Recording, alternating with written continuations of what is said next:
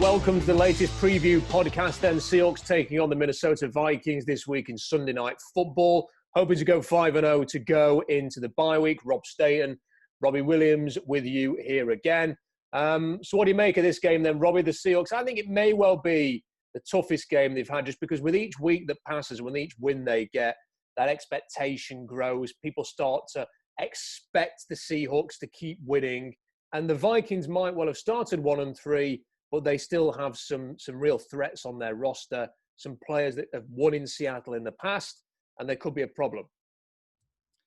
Yeah, you look at their wide receiver core and you're looking at Adam Thielen and, Justin Jefferson's coming into his own right now and starting to play really good football. And, as a rookie wide receiver, this is a game I've been saying, like, I feel like the Vikings have not been a very good football team. But when you go back and you start looking at, their score, they're putting up a lot of points. They're struggling with a lot, same thing that a lot of other teams are struggling with right now, and it's their defense. On the defense side of the ball, they're giving up a lot of points as well. So this is going to be a high-scoring game. This is going to be one of those games where, Kirk Cousins is just going to frustrate us, and this will be a big game for our linebackers again. Holding Dalvin Cook and Alexander Madison to low yards. They're going to have to really shut down the run, and hopefully they can shut down the pass. And it's going to be a big game for us.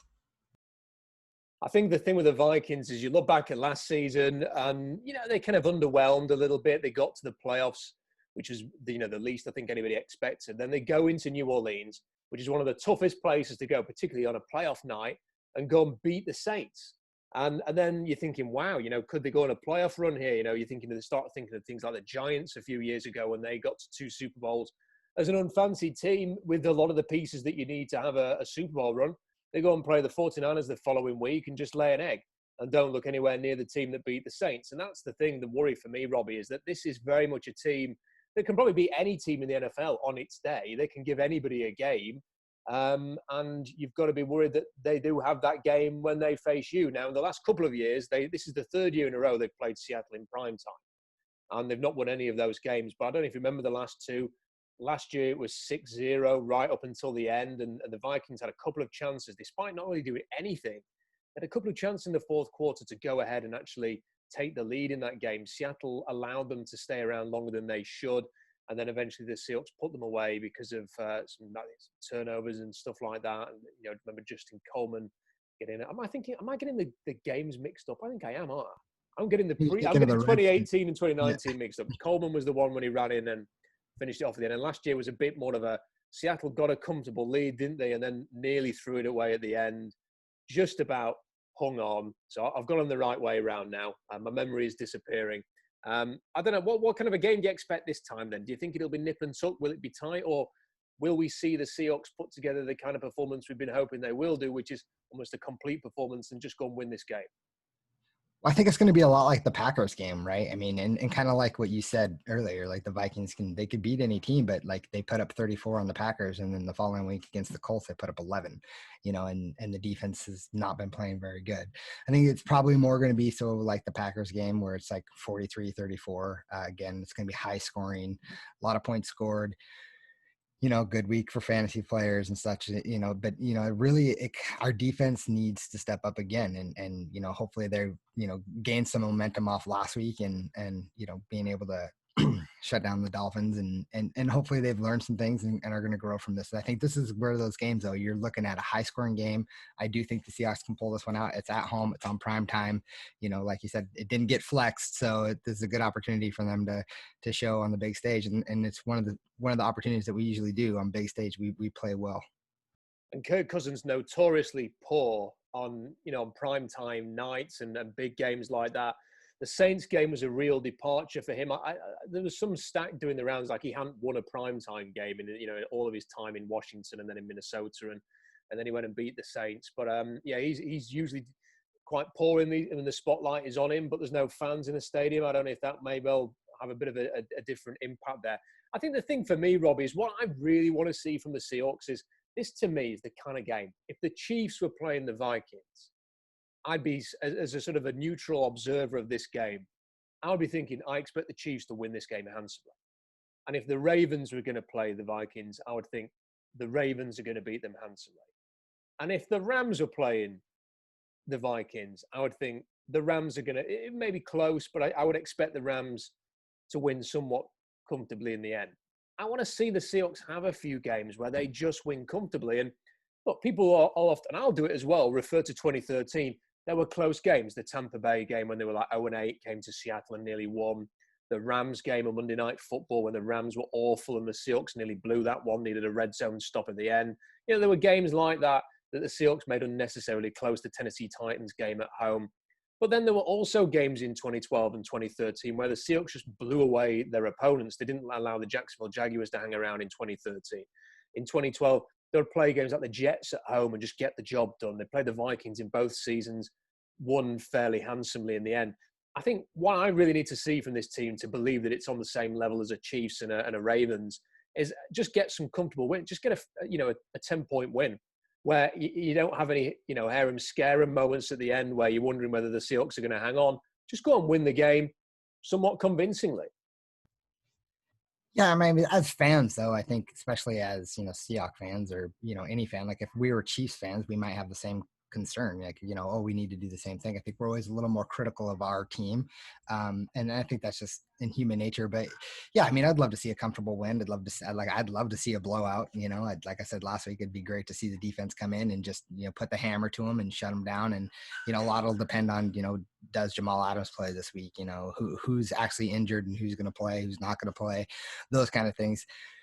And, you look at their offensive side of the ball. I mean, I really like the way that they're using Justin Jefferson right now and how they're trying to get the ball in his hands. And he seems like a really good complement to Adam Thielen. And that kind of goes against one of our weaknesses right now. Our corners are struggling and, it's really going to be up to Shaq and Trey or Quentin if he plays to really step up their game and shut it down. And, I'm excited to see how Ryan Neal plays again and how he can match up and, what we can do. And hopefully kind of what they did last week is they play a little bit more of that base defense and kind of switch it up just a little bit and not force the rush as much as they need to. It would be great to get home with 4 though. I think this is the first game, Robbie, where the run defense is going to get a real test, because a couple of years ago, Mike Zimmer was really not happy with, I think DeFilippo was there. He may well have been the offensive coordinator. He was the guy that Seahawks Twitter desperately wanted to replace Darrell Bevell. He kind of stank the place out in Minnesota and got fired. And Zimmer was like, look, we need to run the ball. We're going to run the ball. We're going to recommit to that. And they've stuck to that. They've paid Dalvin Cook a lot of money. They really like to use that to create their play action situations and the bootleg stuff that comes from the offense that they use there. So I think this is going to be the first real test for this, because you look at even last week, Miami had I think 103 rushing yards. A lot of that was from Ryan Fitzpatrick. Their running backs only ran the ball 15 times against Seattle. And that's kind of what you've been seeing, whether it was Zeke Elliott, whether it was the combo of guys they had in Miami, whether it was the Patriots, whether it was the Falcons, teams have generally, it's like 10 to 15 times a game have run against Seattle because for 2 reasons: scoreboard pressure and needing to chase the game, and also because the Seahawks couldn't stop a beach ball being thrown, let alone a football. So, there were 2 reasons, 2 motivations to sort of not run the ball there. But I think the Vikings will commit to it. Now, obviously, if they get, if they're 21 points down at halftime or whatever, they're going to have to come out throwing. They're going to have to be a bit more aggressive. But whatever it's a close game, I think we will see this interior D-line tested for the first time. And it is going to be north and south. Dalvin Cook's not a perimeter runner. They don't do a lot of trickery. Not going to get people on the edge, and they're not a big sweep team, not lots of jet sweeps and stuff like that. It really is. They're going to go north and south. They're going to see who's going to win that battle in the trenches. Yeah, Bobby and KJ are going to have to really help that defensive line out big time. And you're right. They're averaging 150 yards a game on the ground. So they run the football well. Definitely going to be a challenge for our defensive line and our linebackers. I would really like to see them, hammer it down with, being able to get 8 in the box and stop the run. That's going to be one of the biggest challenges. And then, preventing the screen pass. That's another thing they do really well. So, going at them and that approach, we're going to really need to, put somebody that's going to be spying on Dalvin Cook in the backfield. Now, there's one thing I hope we don't see in this game, Robbie, and that is a bizarre Russell Wilson interception, because in the last 2 games against the Vikings, there's been 2 of those. There was the weird one where he had a pass deflected up in the air. He goes to try and ban it down and kind of just like volleyballs it straight to a defender for a pick 6. And then the year before was the one where they were in the red zone. They were trying to get a touchdown before half time. he tries to extend the play because obviously a sack would have, I don't think they had a timeout left because they'd used them all in typical Seahawks fashion. He needed to get rid of the football, so he kind of tries to throw it away and throws it straight to Kendricks, the linebacker. I mean, strange things happen to Russell when he plays the Vikings. So, I mean, he also had the game in the cold, in the horrible cold there. He had that unbelievable performance in the same season in the regular season. You know, it never seems to be a quiet game when Russell Wilson plays the Vikings. Yeah, and I think we're going to need to control the clock as well. You know, I mean, Russ going to have to hand the ball off a lot to Carson. Hopefully he doesn't have any of those fluke plays. I mean, in even the last 2 games, I feel like he's had a couple of fluke interceptions. So, yeah, going against a Vikings team like this, we really need to, I feel like this is a really winnable game for us. Again, there's going to be a lot of things that need to go into play. And hopefully there's no weird flukes, and we definitely need to control the football, control the time of clock, and hopefully our offense can stay on the field quite a bit, give our defense a rest. Obviously the Vikings, and then there's a bye week. So the Seahawks will regroup and then come back, and it looks like it doesn't look like it is the toughest stretch of the 2020 season. They're going to end up playing the Cardinals on the road. Then they are back in Seattle to play the 49ers, who won't have Nick Bosa and Solomon Thomas and maybe Dee Ford and maybe even Richard Sherman, but they may well have Jimmy Garoppolo back. And, even if it's Nick Mullen or CJ Beathard, Kyle Shanahan has found ways to move the ball with those quarterbacks against the Seahawks. I mean, so even so, that is still a tough game, even though they have the injury situation in San Francisco.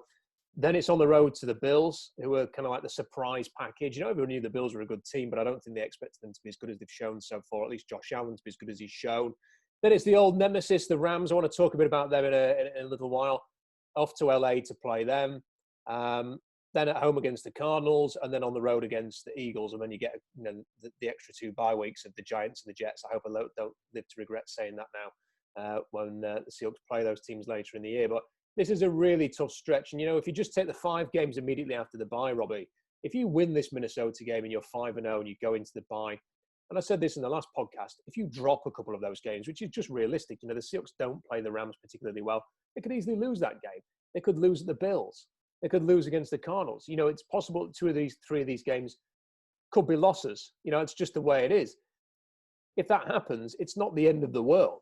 Because you've started 5-0, you can repair from that. You can bounce back from that. You can still win the NFC West from that if you start 5-0. So I think it's imperative that they win this game in order to be in that position rather than losing, going into the bye, and then needing to maybe go 4-1 instead of 3-2 in the next collection of games.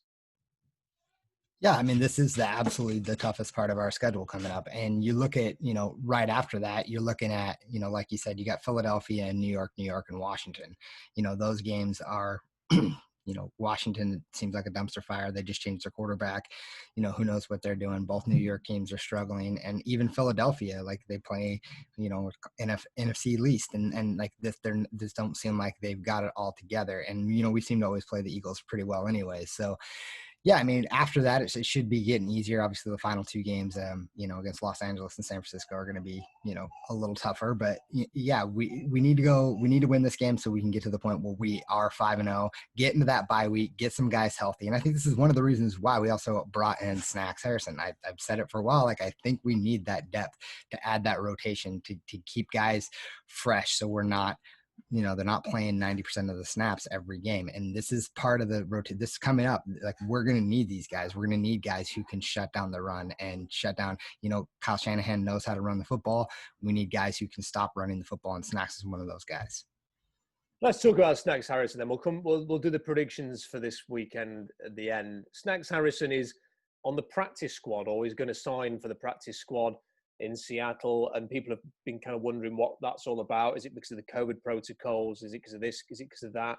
And I think really what it boils down to, Robbie, is just use of management of the roster, because I don't think the Seahawks necessarily want to cut, for example, Anthony Rush, try and fit him on the practice squad, because Rush has played quite well. I don't think they want to do that with Brian Manet. I'm not sure anybody would pick up Brian Manet if they cut him, but he's been, again, playing reasonably well. The Seahawks don't want to risk that. And if Snacks Harrison is willing to be on the practice squad this week, and then they can have a look at him, see if he's in any kind of shape to play this weekend, And then if he is, they can just activate him off the practice squad and use him in the way that, for example, they used Demarius Randall and Shaquem Griffin and Ryan Neal in previous weeks. So that, it's a reasonable plan. And then they've got the bye week, and who knows what happens this weekend. If Anthony Rush gets injured, you could replace him on the roster with Snacks Harrison. If not, you maybe cut somebody else to bring Harrison onto the 53-man roster. So there are options for the Seahawks there. I mean, I'm not so I don't really understand personally, Robbie, what all this fascination is with Snacks Harrison. It seems when I look on Twitter, Seahawks fans kind of acting like they've signed, some amazing superstar player.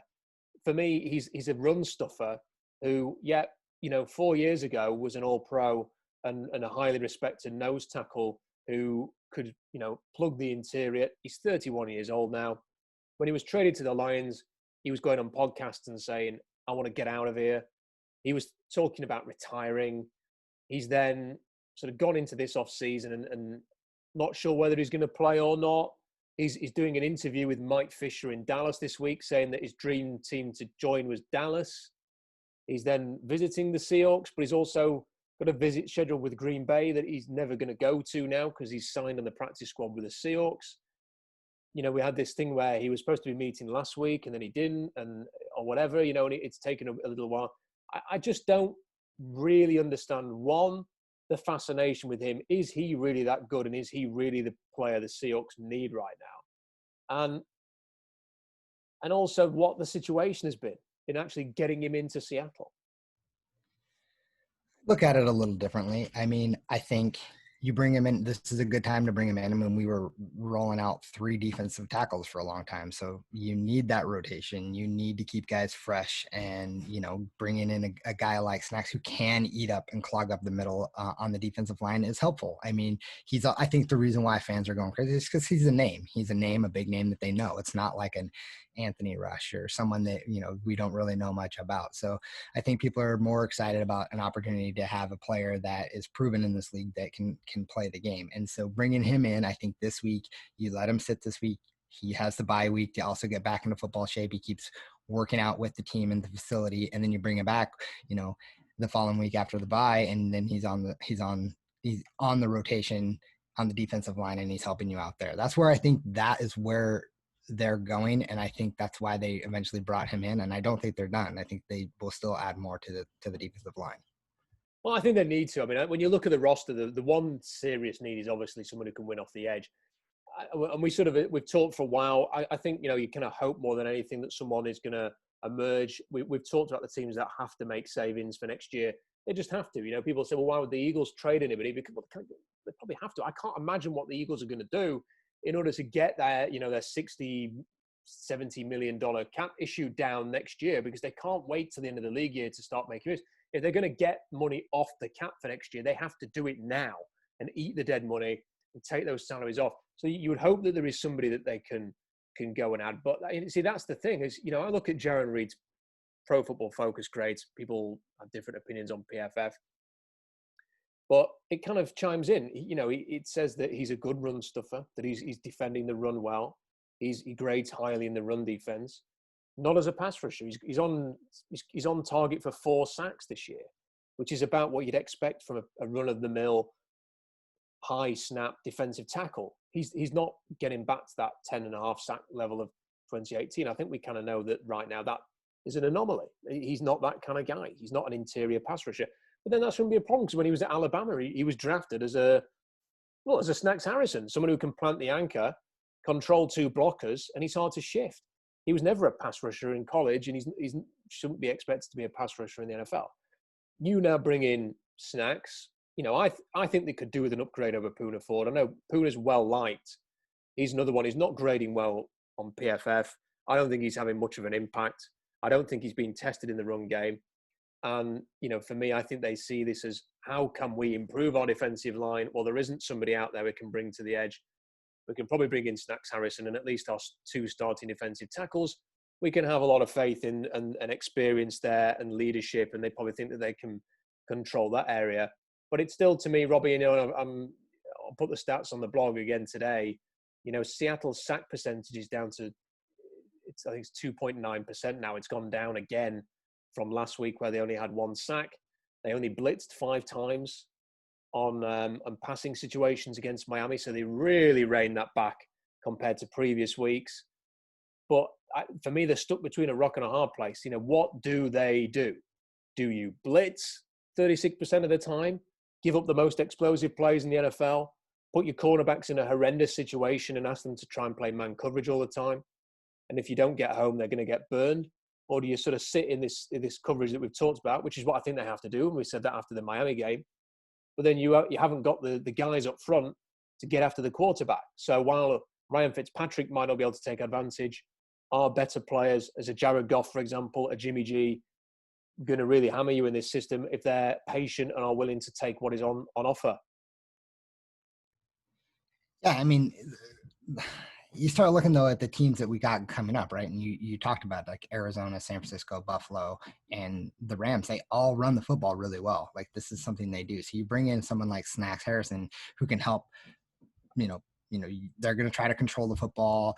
Kyle Shanahan's going to try to control the football. They're not going to probably come out and make explosive plays. Maybe Arizona will, because, Kyler Murray's proven to be, a really good quarterback, and he can make plays with his legs and his arm. And, he reminds me a lot of Russ. So it's one of those things where you have to look at going forward, this, the teams that we're playing and what we could do to combat that. And so you bring in a guy like Snacks who can help with that rotation, who can help, stop a Kenyon Drake from breaking off of, another 200-yard game against us like he did last season or whatever. You got to stop the run. And this is, stopping the run will hopefully help prevent, big pass plays or whatever it might be. But you have to have that bend but don't break. I mean, we're going to have to sit back in soft coverage and let them have the 7 yards and, just give them 3, not 7. It works. I think it works better for what the players that we have. And one of the things that I've been writing about on the blog this week, Robbie, is I think that in the offseason, one of the things, look, the Seahawks are going to play the Rams twice this year. We'll see how they get on. Maybe I'm a little premature with touting this. But I've been watching a fair bit of the Rams-Giants game of the weekend and seeing that, the Giants, who were given no chance in that game, could easily have won that game if it wasn't for Daniel Jones messing up a couple of times, and he feels like he's going to go the same way as Dwayne Haskins at this rate on the bench. And then you see the huge 55-yard blown coverage touchdown for Cooper Kupp. The Giants could easily have beaten the Rams at the weekend. The Giants held the Rams to 245 yards, which is the worst output ever by the Rams under Sean McVay. And it reminded me so much of when the Patriots beat the Rams in the Super Bowl, where they held them to, I think, 260 yards. And when you think about what they did that day, Belichick came up with this scheme, which was to match up in coverage, to play 6 guys at the line, to have a safety on one side and Dante Hightower on the other side, and say, look, you want to get to the perimeter, you want to play this perimeter run game, we're going to have a guy on each side of the line, an extra sort of defensive lineman, but obviously a lot more athletic than a defensive lineman, who is just going to cover all of that stretch stuff and misdirection and sweeps and all of that. And they held them to 3 points. The most explosive, phenomenal offense under Sean McVay in the biggest game, where they had 2 weeks to come up with all kind of tricks and plans and schemes. 3 points, couldn't move the ball, awful, rubbish. Patriots won the game. And then I'm watching on Sunday and I'm getting deja vu. I'm thinking, hang on a minute, what's this? Where's this Rams team that looked unstoppable in the second half against the Bills? Where's this Rams team who have rebounded and have come up with new tweaks and schemes and ideas to confuse teams? And they're playing the Giants, who might get the number 1 overall pick. It's between them and the Jets, really, to see who's going to end up the worst team in the league.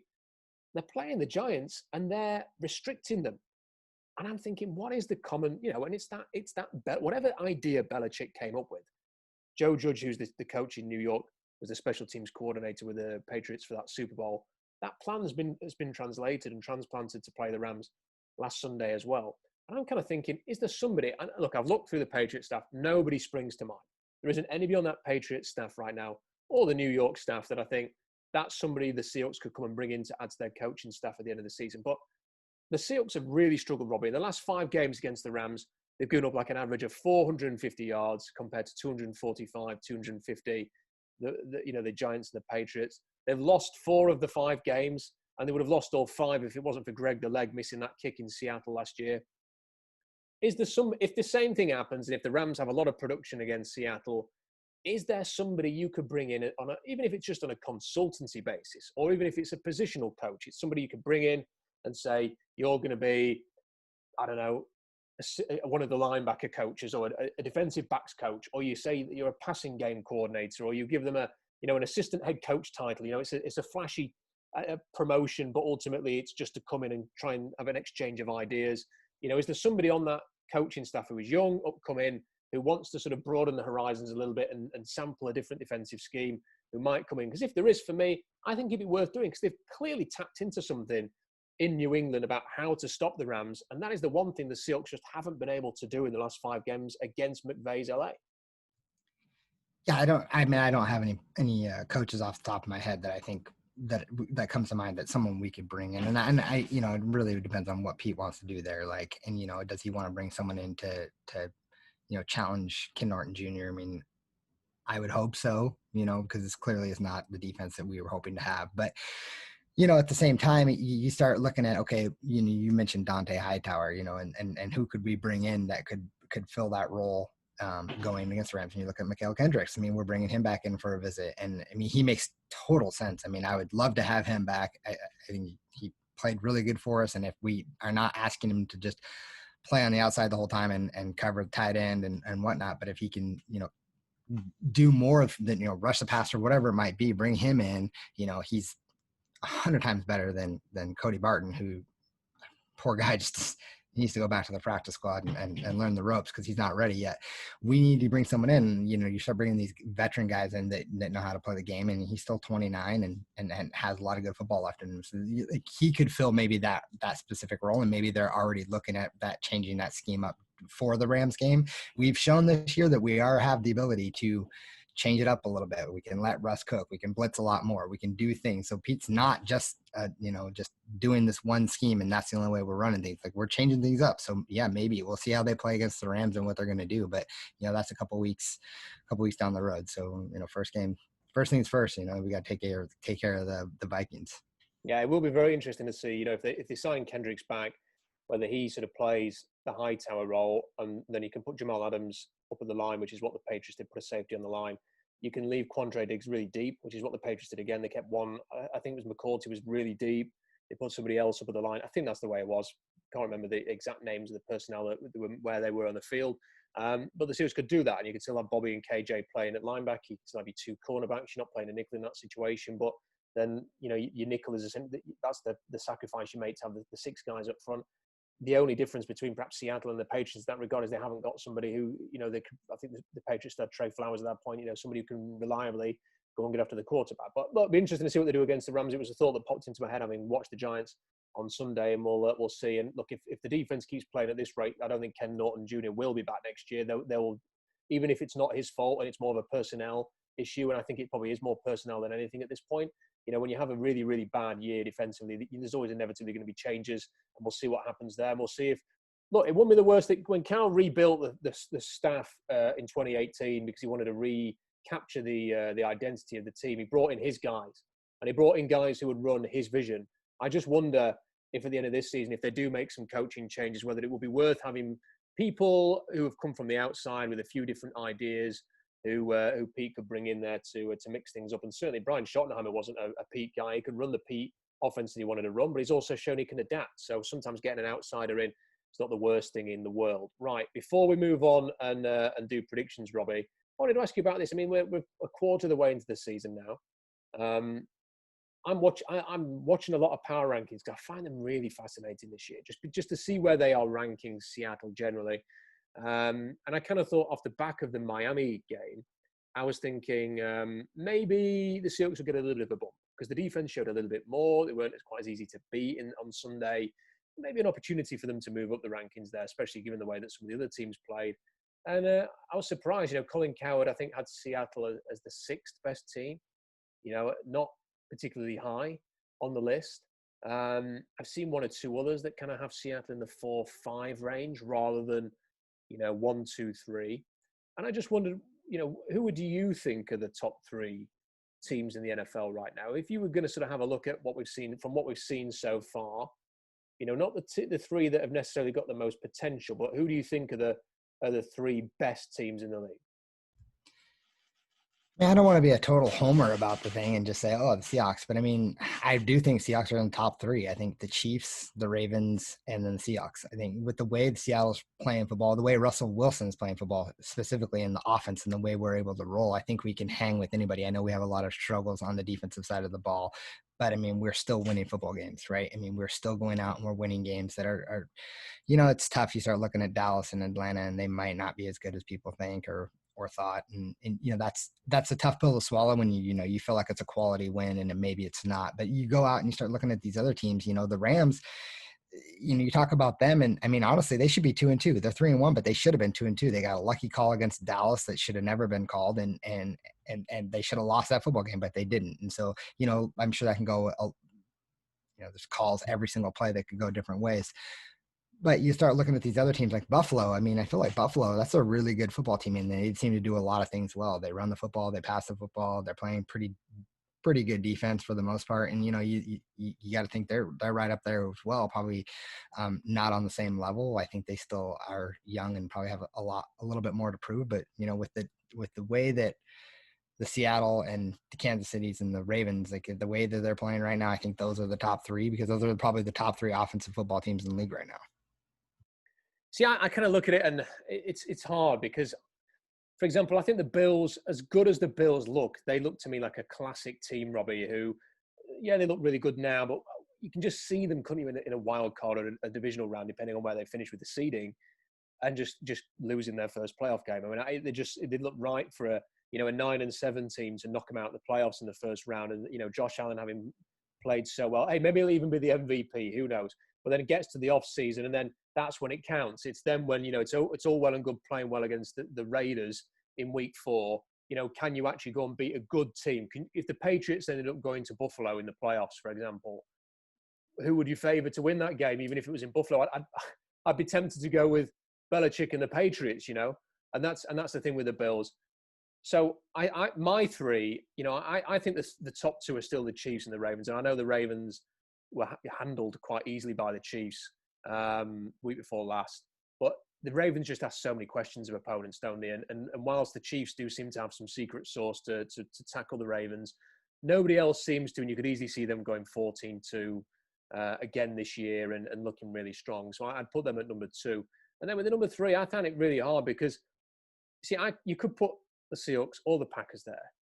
And the thing with both of those teams is they kind of mirror each other to me. They're both really strong, and you wouldn't want to necessarily play them in the playoffs because of the quarterbacks more than anything, because of Rodgers, because of Wilson. If the Seahawks went to Green Bay in the playoffs again, I would fully expect them to get their asses kicked, like they always do when they go to Lambeau. I mean, they go to Lambeau, they play poorly, they lose. That's the Seahawks way. In the last few years, they've never played well at Lambeau in the Wilson era and the Carroll era, never. But then if the Packers came to Seattle, I would expect the Seahawks to win. If the Green Bay team beat Seattle in Lambeau and then had to play a proper team in the next round on the road, you could easily see them getting smashed because the Packers are just not a physical team. And they look at what the 49ers did to them last year in the championship game. It was a wasted game having the Packers that actually beat Seattle and play the Niners because they didn't play them close at all. So that's the worry with Green Bay. And with Seattle, it's just, again, it's the defense that we've talked about.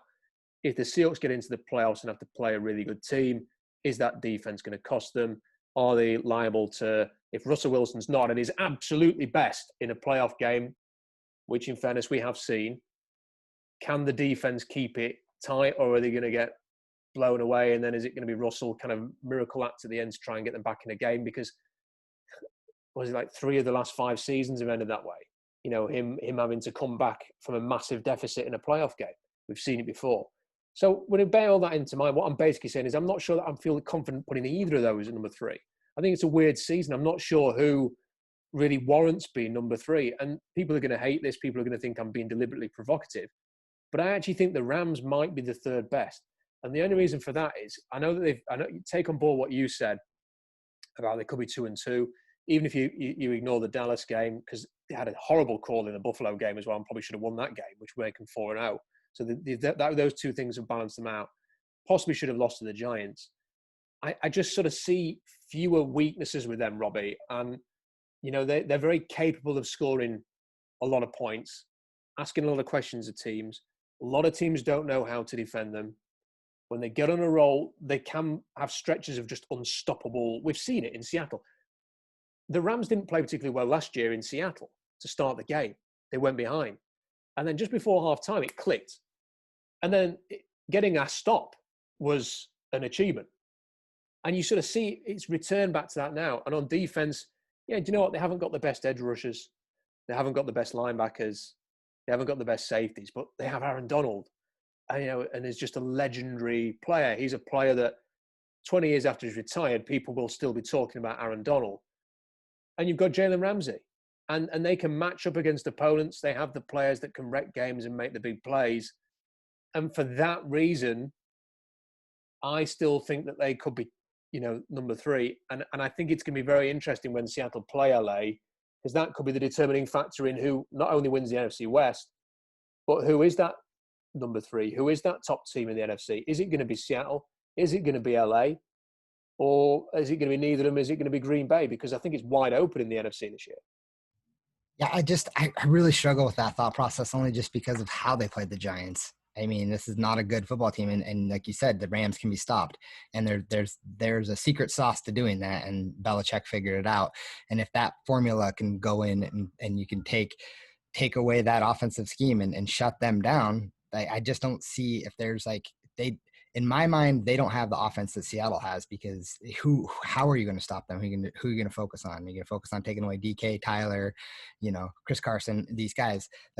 I feel like with the way Russell Wilson's playing, I feel like the offense is just a way better. Like the Rams have a better defense. Granted, they have the best football player on the planet, in Aaron Donald.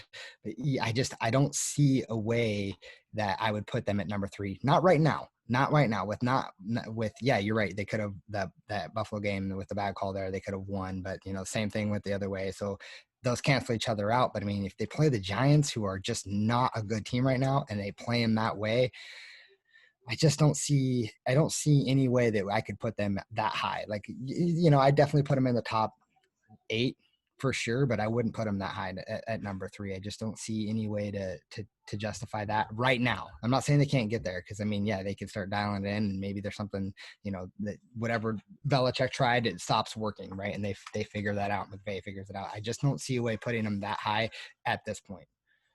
I suppose the thing with them is obviously Jared Goff is not better than Russell Wilson. That's pretty clear. But they have they just have this knack of, like I say, just finding momentum and just they'll just go on a roll, and it's almost like the sum of the is greater than just the individual parts, and they can really get. There's been times maybe it's just sort of some of the way that I sort of almost scarred by watching the Seahawks against them. I mean, when they've consistently chucking up 450 yards against the Seahawks, we've seen them at the best. And completely agree about the Giants game and what that says about them and the fact that they struggled a bit there, Robbie. I suppose you could also argue they may well look at the Dolphins and say they're not as bad as the Giants, but they're not a great team. The Seahawks were leading by 2 points, going close to the end, and then Russell Wilson turns it on, gets a great touchdown. Everybody breathes a sigh of relief. At the same time, it's close games. It's always close games. And, when I'm talking about I want to see the Seahawks win a canter eventually, win a game by 10 points, 15 points, and not get close, I think the Rams are more likely to do that than the Seahawks. If the Rams, I'm saying all this, the Rams are absolutely destroyed by the Ravens at the end of last year. So, maybe they still have a lot to prove. But do you know what? Part of me just hopes, Robbie, that the Seahawks can keep winning to get to those Rams games. And I think it'll be very interesting, because I think those 2 games against the Rams in particular are going to decide a lot, mainly because of the injuries to San Francisco. The fact that Arizona seems to be 2 steps forward, 1 step back this season, or 2 steps back even now that they're 2-2. It looks as if it is going to be LA and Seattle who are going to be the 2 teams that are really going for it. Right, let's finish off with our predictions then for Sunday's game against the Vikings. What are you thinking then, Robert? Yeah, I'm going to go Seahawks again. I just really feel like this is the game they're going to win. I feel like it's going to be a high scoring game. It's going to be a frustrating game. I don't think this is one we're going to win by 10. I'll say touchdown victory or 6 points. We'll go 38-33 or something like that. I think that I think there'll be a lot of points. I think it'll be more like last year's game than 2 years ago. Now that I've remembered the order in which the games happened, so I'm going to go with the Seahawks win just because it would be a bit mealy-mouthed to sort of go into the bye predicting a loss. But I do believe this could be the toughest game they've had so far. Not that the Patriots and the Cowboys games and even the Dolphins game were not tough. I just think that this is a real test. It's the last game before the bye. Switch on, beat a team who won against the Texans last week. May well have discovered a bit of momentum themselves. Kirk Cousins won in Seattle before. Jefferson's looking great. Tight end Rudolph always has a good game against the Seahawks.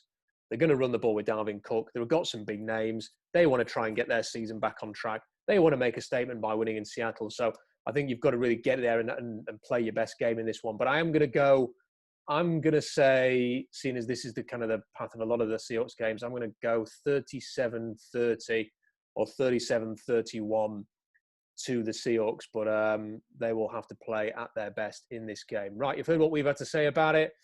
You've heard our thoughts on the Snacks Harrison situation and our top three in the NFL.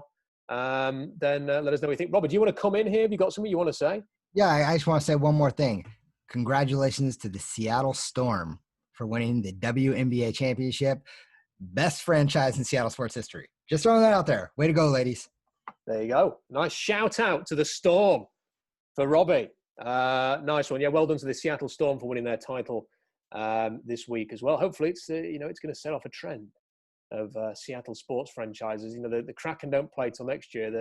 The Mariners are long gone. So hopefully if there is going to be a trend, that leaves only one team. So hopefully it will with the Seahawks. Right, if you've heard our predictions, you've heard Snacks Harrison, you've heard the top three. We want to know what you think as well. Comment section, top three NFL teams. If you just want to shout at why my suggestion of the Rams being third is stupid, you can do that as well. Give your three suggestions. Do you like Snacks Harrison signing?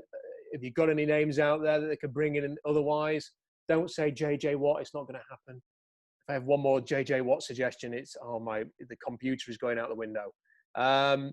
And also your predictions. What do you think they're going to do against the Vikings on Sunday Night Football? Right, let us know what you think. SeahawksDraftBlog.com for more analysis. We'll see you after the game. Fingers crossed the Seahawks will go to 5-0.